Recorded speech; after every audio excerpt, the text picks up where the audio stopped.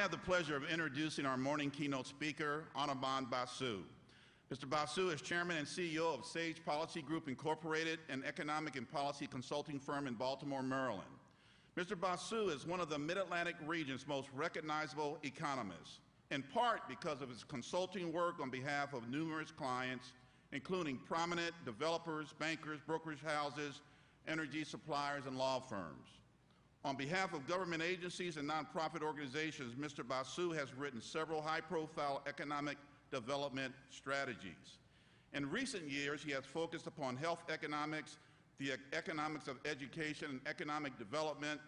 He currently lectures at Johns Hopkins University in micro, macro, international, and urban economics. Mr. Basu's resume is truly amazing. I encourage you to read through his full biography in your program books. And now, ladies and gentlemen, Mr. Anirban Basu.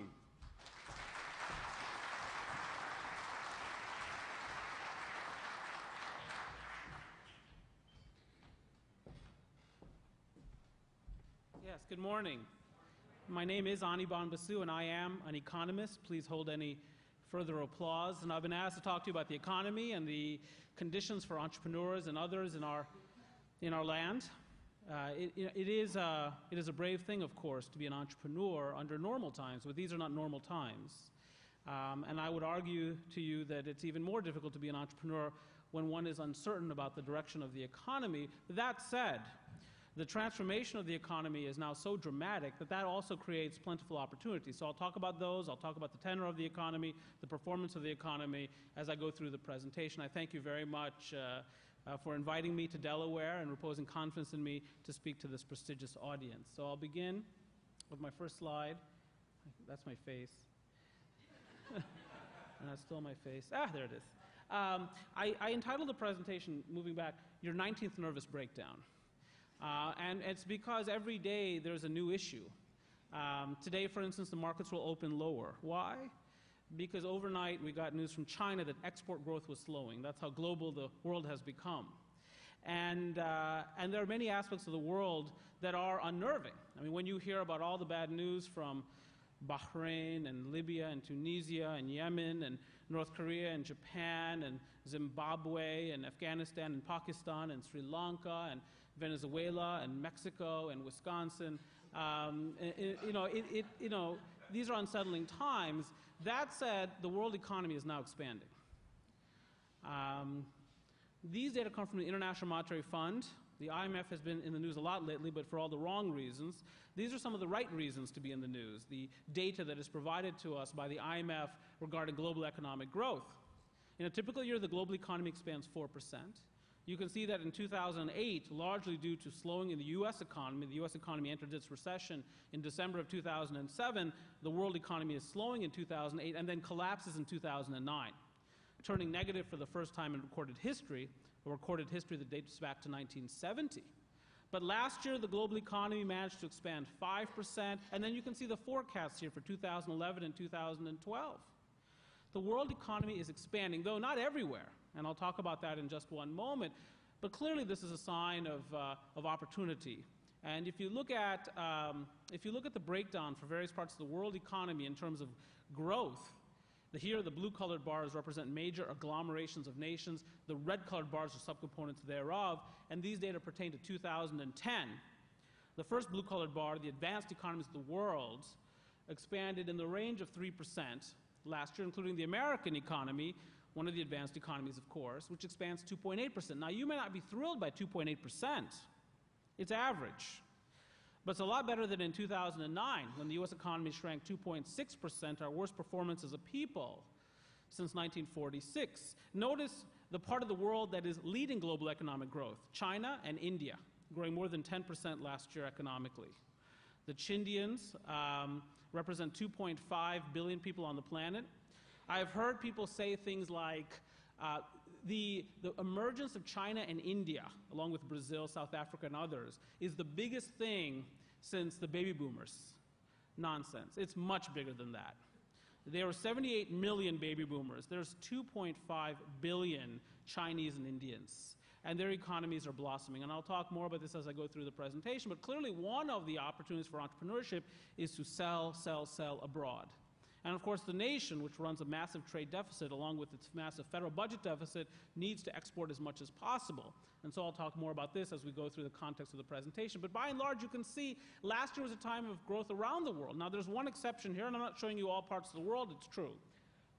You can see here, they shrank. Spain shrank 0.1%, but they won the World Cup last year, so they could care less.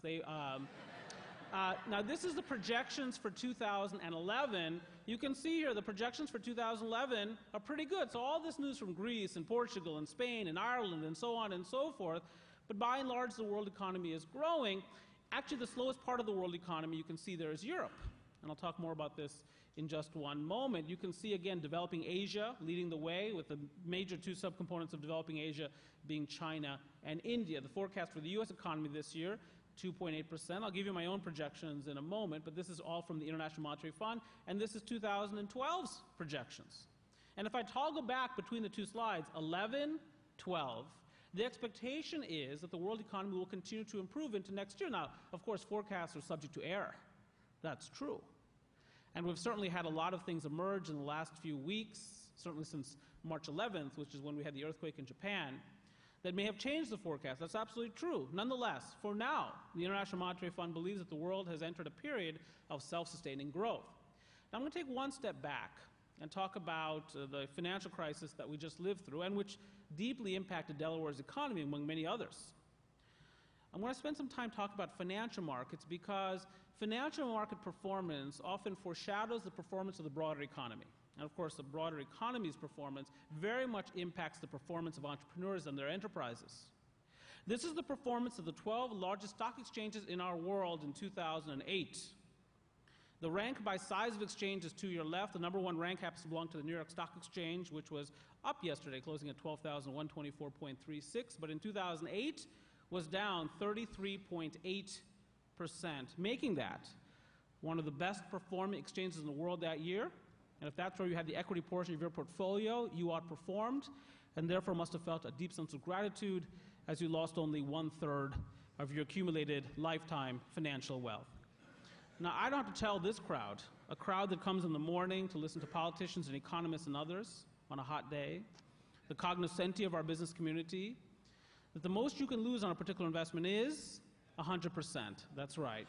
And at negative 65.4%, which is the performance of the Shanghai Composite, pretty close. The world oversees the destruction of between $40 and $50 trillion in wealth in 2008. Much of it in financial markets, some of it in residential real estate and other forms of real estate.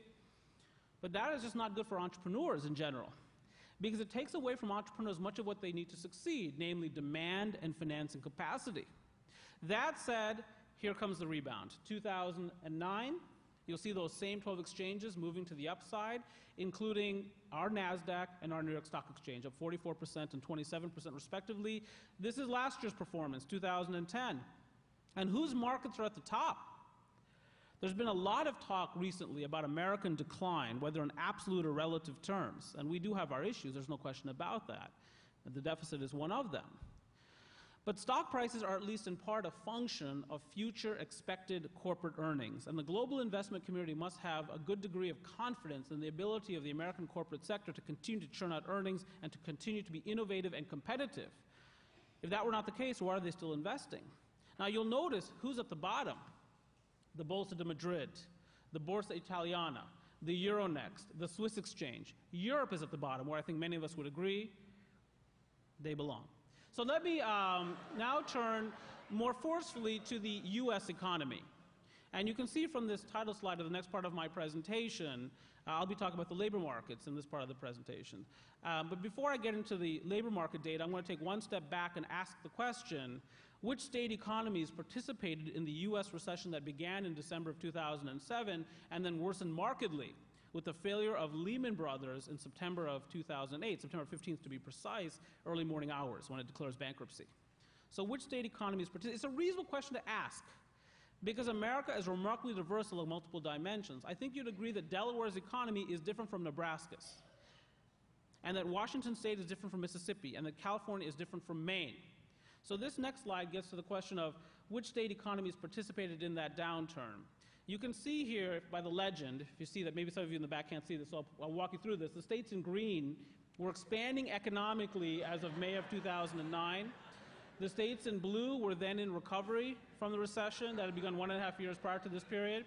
The states in tan, merely at risk of recession, not having yet joined the recession, and actually through March of that year, there was one state that stubbornly clung to its idiosyncratic non-recessionary status, meaning it was the last state in the Union to join the recession. And just to test your geography, you can see Russia from there, and then the balance of the country in red. This is the first time since 1973, 1974, that all 50 states had been in recession together, which tells you at least a couple of different things. One, the recession must have been very deep, and the recession must have very much affected the consumer, who is, in simplification, but roughly 2/3 of the economy. Now, it's amazing, because in 1973, the issue was the first Arab oil embargo. So the issue was gasoline prices. Gasoline prices went up, U.S. economic activity went down. 38 years later, what are American consumers most worried about? Same thing, which goes to remind us how little progress we can make as a people when we really put our minds to it. Now, that said, here's the rebound. Here I'm showing you industrial production, the production of our nation's factories and power plants, back to January of 2001. And what you see is, first, the recession of 2001 was a mild recession, mild recovery. That's U. That's a V. Industrial production in many ways has come racing back, and we're about now 5% below our pre-recession peak in industrial production. This is gross domestic product. And if you count it up here, 1, 2, 3, 4, 5, 6, 7 consecutive quarters of gross domestic product expansion, culminating with the 1.8% performance in the first quarter of this year. Not fabulous, but less worse. Less worse being the new excellent. This is where we were in late 2008 and early 2009. It's a better context for entrepreneurs to operate in general. The U.S. economy now in recovery. And one of the implications of that is that many states must have graduated from the recession since May of 2009, and this map stands for that proposition.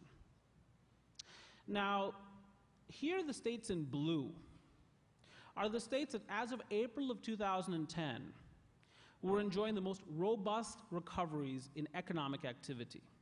States like Pennsylvania, Indiana, North Carolina, South Carolina, and Tennessee, because of rebounds in industrial production.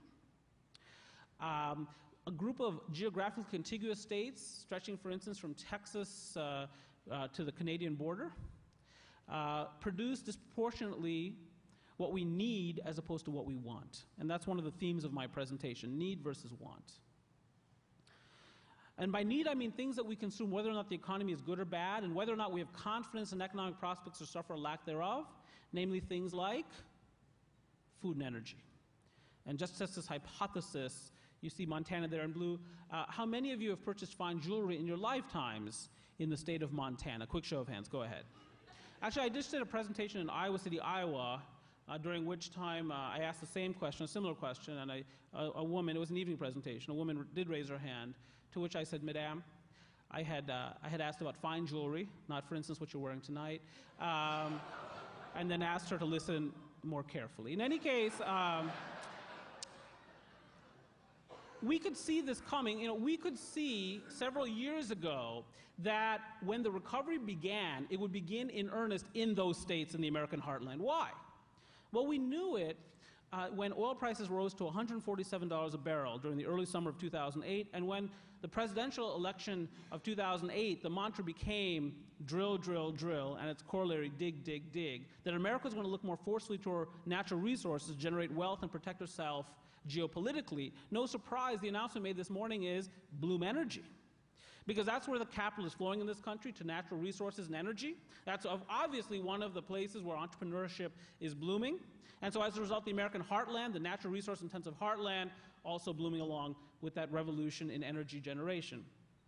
If you go back to the slide, you can see here Delaware, and my own state of Maryland here, still in this tan colored, along with Virginia, still with issues, some of them related to residential real estate, some of them related to ongoing deindustrialization, some of them related to the banking sector, so on and so forth. So these sectors were out of recession, or these states were out of recession by this point, but the recovery at this point is quite mild. And then one state still in red.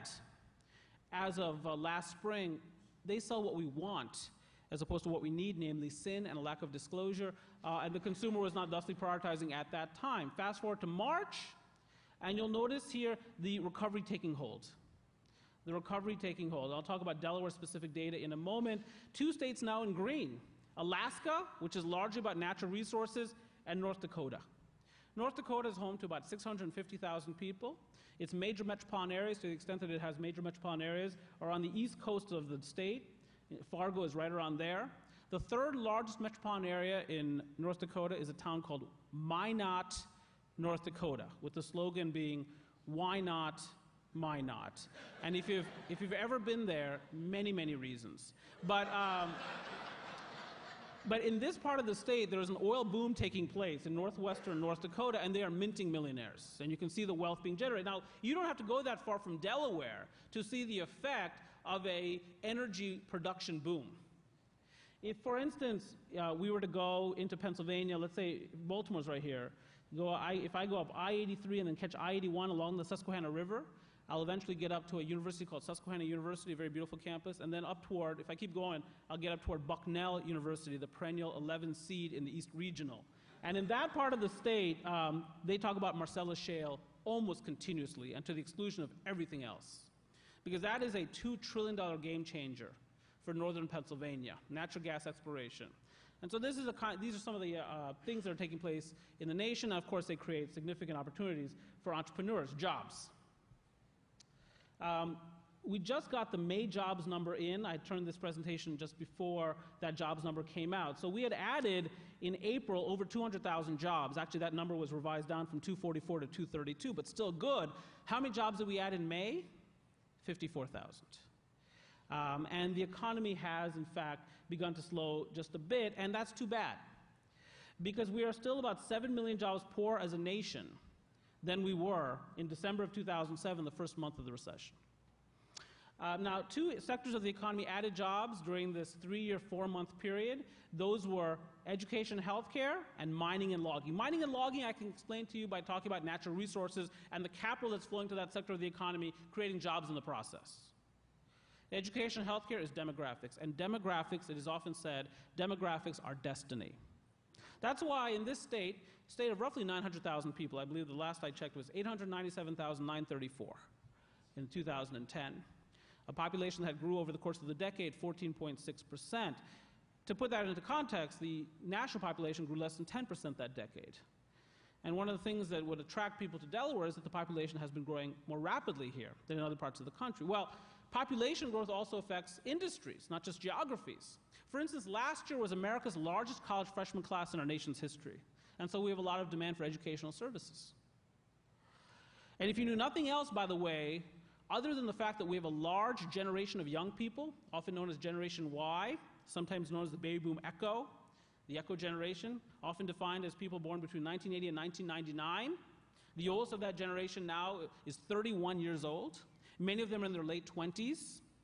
If you knew nothing else about the world, other than the existence of that US generation, you would conclude that the US housing market must be in pretty good shape. Because the late 20s and early 30s are a time of profound household formations when people get married. Kate Middleton, 28. But you know, and this is a time, this is early June still, and it's a time of graduation. Many graduations have just taken place.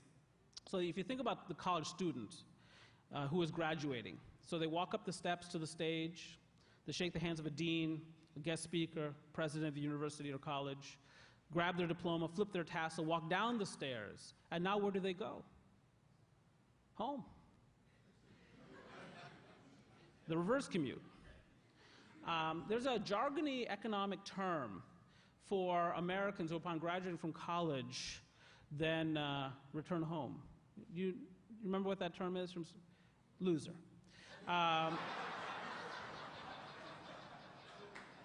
Though to be fair to the young people, not that there's any reason for that, many of them graduate with levels of student debt that previous generations could scarcely imagine. But I'll talk more about the housing market later on. And then health services, the other source of growth there, which relates to demographics of not nearly as young. If we can go back to the chart real quickly, you'll see where the job loss was, manufacturing, and I don't have to tell Delawareans about that, and then construction. Construction lost 26.2% of its jobs during this period.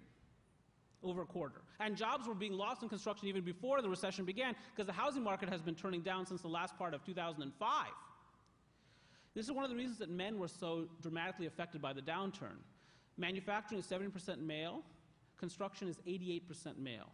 So that's one of the megatrends in our economy as well. This is the performance of the past year, better. Many sectors of the economy now adding jobs. The fastest job-losing sector of the economy now is government. Now, it's not federal government, as it turns out. That's state and local government, by and large, particularly local government. And it's interesting because 61% of local government employees, including K through 12 educators, public systems, are women. And so during the upturn, actually, women have actually been losing more of the jobs as a proportion of overall layoffs. This is Delaware. Delaware has added 4,000 jobs over the past 12 months for which we have data, April 2010 to April 2011, 1% of job totals. How much did the nation add during this period? 1%. Delaware performing right around the national average. You can see job loss, a little bit in manufacturing, and then distribution, also known as retail trade, wholesale trade, transportation, utilities, down 1,000 jobs. This is Dover, Delaware, the metropolitan area. Dover of Kent County, 800 jobs added, 1.3% of job totals. You can see the leader there, leisure and hospitality. That's the bounce back. And I'll talk more about the consumer and their impact on the economy momentarily. That's Wilmington, the state's largest metropolitan area, also adding jobs, not necessarily robustly, but adding jobs now in recovery. This is unemployment rates for the largest 20 metropolitan areas in our country. One of the great things about my job is I get to speak in various parts of the country. So Sunday I'm going to Wisconsin. And last weekend I was speaking in Indianapolis during the weekend of the Indianapolis 500. And I was in Chandler, Arizona. And wherever I go in this great country of ours, people take great pride in knowing that Washington, D.C. is doing so well. They love to hear that Washington, D.C. is flowing with money. They love to hear that. They love to hear that of the 20 metropolitan areas that are tracked by the Case-Shiller S&P index for housing prices, Washington, D.C. is the only one that has increased in terms of price over the past year. March 2010 versus March 2011, prices in Washington went up 4%, went down 4%. Nationally, Washington, D.C. also with the lowest unemployment rate, no surprise. Minneapolis second, because Minneapolis is a phenomenal regional market. The people who gave us companies like Best Buy, Target, 3M, Cargill, United Health, General Mills, so many, many others, U.S. Bank, Wells Fargo, on and on. Boston, and then my region of the country, Baltimore, Towson. You can see Philadelphia there at number 7, also now in recovery. If I had given this presentation a year ago, the worst unemployment rate would have been in Detroit, but perhaps you've seen the advertisements featuring the Chrysler 200 and the renascent Detroit, Michigan. And on this morning, the folks in Detroit can wake up, stretch, look out their windows or their bars and say, you know what, thank goodness we're not them. Them being the folks in Riverside, California, who now easily have the highest unemployment rate. And you'll also notice Miami, Los Angeles, Tampa, Atlanta, and Chicago with high rates of unemployment, and they also have amongst the worst housing markets, which stands for the proposition that a really weak residential real estate market can crater an entire regional economy. This is state-level unemployment. It had been mentioned earlier that Delaware's unemployment rate is now down to 8.2%. That's exactly what it shows there, middle of the pack. So what does Delaware's economic performance look like? A lot like the balance of the country. Though the unemployment rate here is admittedly not quite 1 full percentage point below the national average. The lowest unemployment rate, North Dakota, 3.3%. The problem in North Dakota is not unemployment, it's that no one really wants to live there, and they can't find enough workers. The highest unemployment rate is Nevada. And just to give you a sense of how bad things are in Nevada, nationally about 27% of mortgage holders are underwater on their mortgages, meaning that they owe more on their homes than their homes are worth, meaning that when they go to sell their homes, they have to bring a check with them to settlement. And often that check can be quite large. Well, in Nevada, the corresponding percentage is around 82% underwater. It will take years for that market to clear, but as they will tell you, they're just one good roll of the dice away from getting it all back. This is Delaware County unemployment rates, April 2010 here in orange, April 2011 in the green color, and you'll notice Kent County down, Newcastle County down in terms of unemployment, Sussex County down, Delaware down. All good news. Again, no one suggested 8.2% is unemployment statewide is reason for joy, but at least it is better and tracking in the right direction. I've alluded to it a couple of times. the housing market and its central importance. So let me talk about the housing market now, and let me talk about some societal changes that also create some opportunities for our entrepreneurs. Now, this is one of the most salient aspects of economic life today, low mortgage rates, or at least it should be. Here I'm showing you data for the 30-year fixed mortgage rate in blue, and in red is the 15-year. These data come from a new federal agency, Freddie Mac. And you can see that relative to historic norms, mortgage rates are still quite low. They had been rising for a time, it's true, after November of last year when the Federal Reserve Chairman announced QE2, the second round of quantitative easing, a boost in money supply creation. And people were coming up to me after presentations and saying, you know what, Anirban, I notice that the 30-year fixed mortgage rate is almost up to 5%. That's pretty high. Not by any meaningful standard. And last I checked, the 30-year fixed mortgage rate is around 4.7%. And forget about the demographics. If you knew nothing else about the world other than these mortgage rates, you'd conclude, my goodness, the housing market must be in pretty good shape. It is in shockingly bad shape. This is U.S. new home sales. There's almost no momentum in the data. You cannot discern from the data that mortgage rates are so low, so favorable, and that prices are so advantageous. The typical home in America has lost about 30% of its value from the peak in April of 2006. There's plentiful choice, so on and so forth. Not among new homes necessarily. Actually, the new homes inventory is very small. But generally speaking, there is tremendous apathy toward the housing market now. When you don't have sales, you don't have starts. In 2005, this nation produced about 2 million housing starts.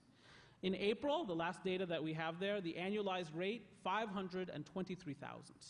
3/4 of the industry has effectively disappeared. And yes, this includes multifamily construction as well, apartments. And even with that, very weak performance. Now, this is too much data by half on this slide. But, and I'm focusing on two things here.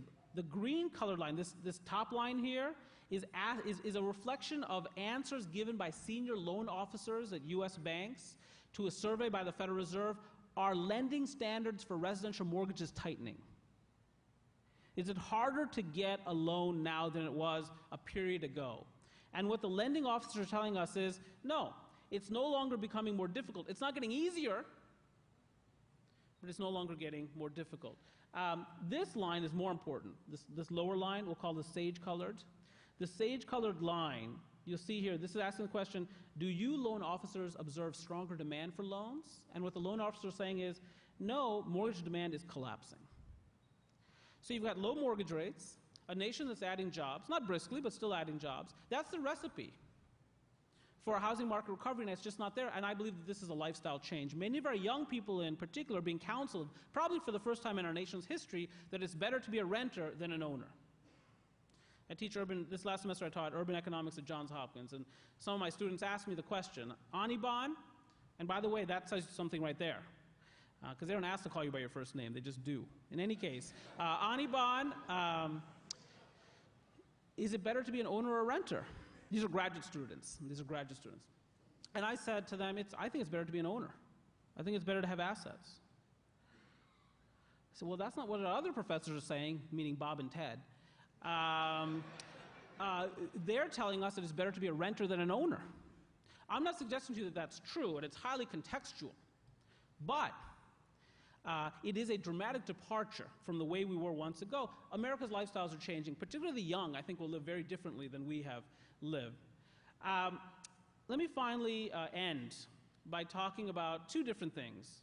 What's going on with entrepreneurship, at least some indicators of that for Delaware and other parts of the country, and also talk about the consumer just a bit. There's just some Delaware small business facts. You probably can't see them, but the key number here is, and we only have these through 2009, but in 2009, the number of quarterly establishment openings, that's business openings, fell 12% for that 12-month period. In other words, entrepreneurship is pro-cyclical. As the economy gets better, you tend to see more small business formation, and you should start seeing that now in the data going forward, because during the recession, people said, I'm just not interested in opening a business. I can't get the financing, and even if I can, I'm just too nervous. This is Proprietor's income data. So some people get their income largely from wages and salaries. Some people get it from Social Security. Some people might get it from welfare. This is asking, how much income is being generated through business ownership, Proprietor's income. and then I'm taking the numbers so I can compare Delaware and the nation, I'm doing it per capita. And I've done this for 1990 through 2010, and you'll notice the United States is here in terms of proprietor's income per capita. Delaware is down here. Now, this doesn't surprise me. Why doesn't this surprise me? Because it's so easy not to be an entrepreneur in Delaware. What do I mean by that? When you are a state with such large employers, prestigious employers like DuPont, for instance, but many, many others, it's easy to say, my goodness, let me work for one of these large employers, Hercules, whomever it happens to be. Why do I need to start Gore? Why do I need to start my own business? Well, it's an important thing, because as a state of only around 900,000 people, diversification is everything. And the only way to diversify the economy is to raise that number, proprietor's income per capita. This is Philadelphia Metro Venture Capital Investment, just to give you a sense of what was happening in the first quarter of 2011, where the money was headed. Because where the money heads often leads to the job growth of the future. Because this is where the money is being invested, the types of businesses. Networking and equipment, biotechnology. I think of AstraZeneca, for instance, in a Delaware context, but many other companies, medical devices and equipment. Biomedical. Biomedical. What does that tell you? Demographics or destiny. Healthcare. This is all about demographics, much of this. I'll skip that. This is a reflection of consumer spending. And, the consumer is telling us, in our surveys, they're saying, to the economists and others, we're angry. And we ask them, angry at what? And they tell us everything. And we say, angry at whom? And they say, everyone. They're just mad in general. They're mad about traffic. They're mad about the federal budget deficit. They're mad about deindustrialization. They're mad at the banks. They're mad at everything.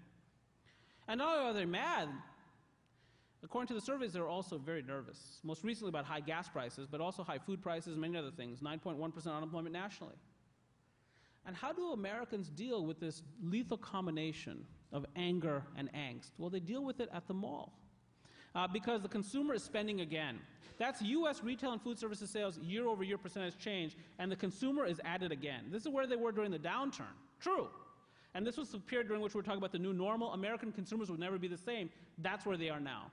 Spending more now than they were a year ago. And that's what I'm doing for you here, year-over-year comparisons. You can see this across the board by chain store categories. Wholesalers right here. Wholesalers have done very well. Why? Because they sell what we need in bulk. Perfect for today's economy. It is the value proposition.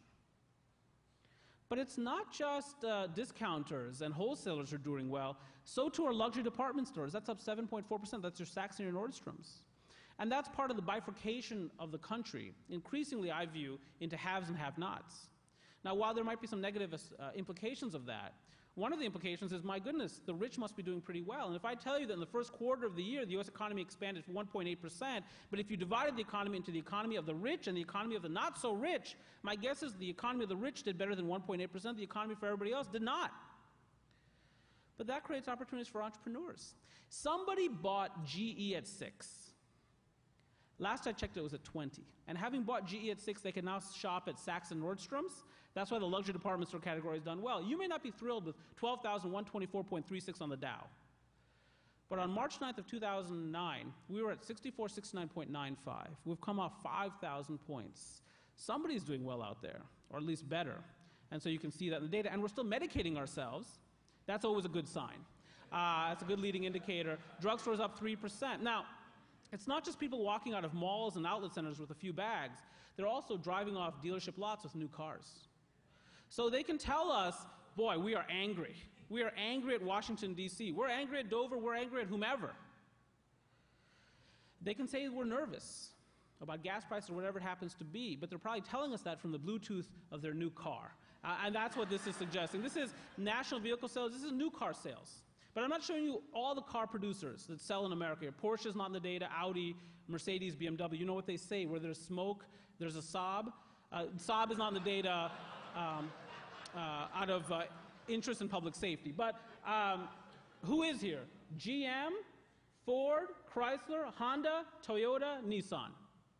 This is where we were. This is where we are. But, we came off that level. The consumer is spending again. They are. Now, just to show you how little the consumer has changed along certain dimensions, This is 2005, mid-year, this spike in sales. That's the GM promotion, you pay what we pay. That's the employee discounts offered to everyone. Say, Anirban, wait a second. That's when consumers were spending wildly and freely.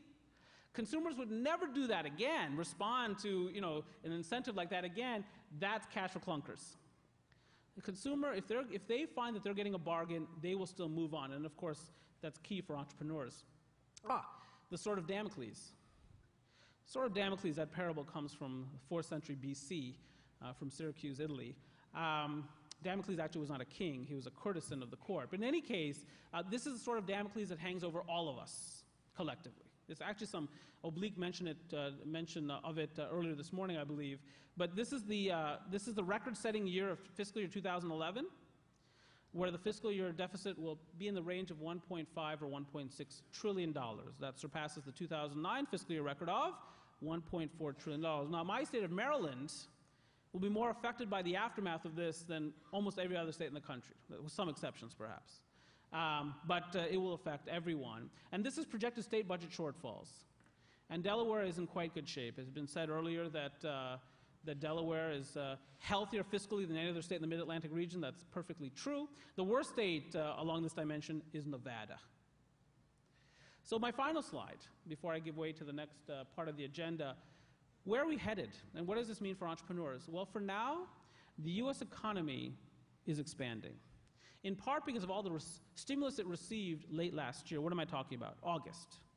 The federal government appropriates $26 billion to give to the states to help with some additional K through 12 and Medicaid expenditures. $10 billion for K through 12, $16 billion for Medicaid.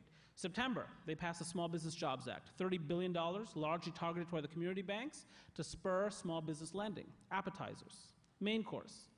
QE2, November 3rd of 2010. Ben Bernanke announces the second round of quantitative easing, $600 billion in new money supply creation through the purchase of federal securities. Dessert, December 6th, the extension of the Bush tax cuts for 2 years, the extension of unemployment insurance for 13 months, reduction in payroll tax by 2 percentage points for 12 months, and some sweeteners for fixed investment, business investment. $850 billion in stimulus over 2 years. And with all of that stimulus, you added up hundreds of billions of dollars. How much did we grow during the first quarter of the year? 1.8%. So I'm not suggesting to you that the U.S. economy's performance is breathtaking. There's a malaise there that still underlies almost everything, and therefore a deep sense of pessimism among many. Nonetheless, for now, the U.S. economy is expanding, and I think we've seen the worst of it from a broader economic perspective. You may not agree with anything I've said in my first 40 minutes or anything I'll say in my last 90 seconds, but about one thing I think we can agree: Lehman Brothers will not fail again. And so the worst of the banking crisis is likely behind us.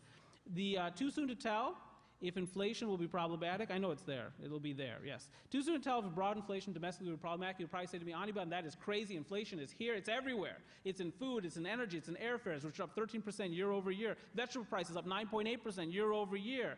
Healthcare prices, tuition, so on and so forth. Still too soon to tell. Because it's tough to get a lot of inflation when home prices are still falling, and they are for most of the country, and also when the unemployment rate is 9.1%. That's not particularly inflationary. I'm a small business owner in Baltimore, Maryland. We have 16 people on staff, including myself. And many of my staff is in their 20s. I plucked them out of college or graduate school.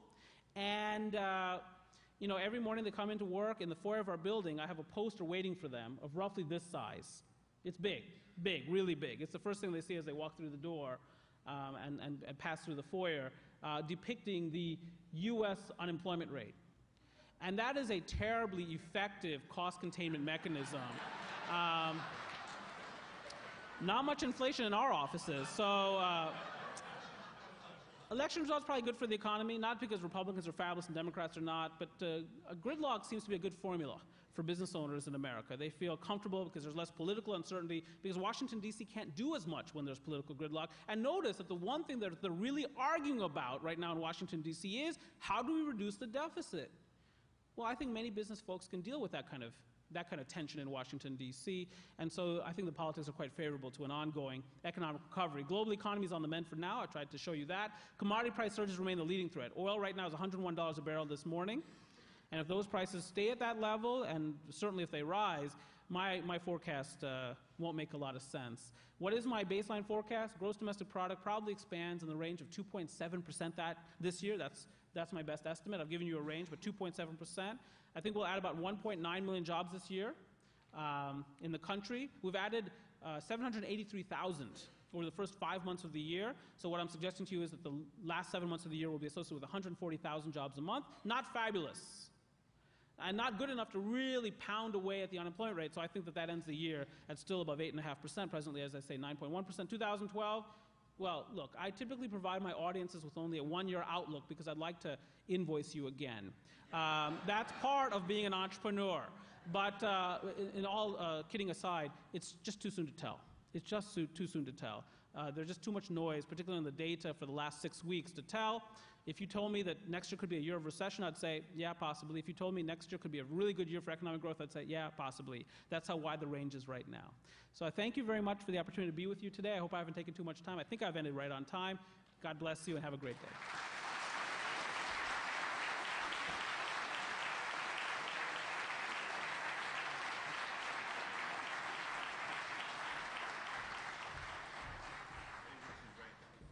Ladies and gentlemen, please, another round of applause for Anirban Basu.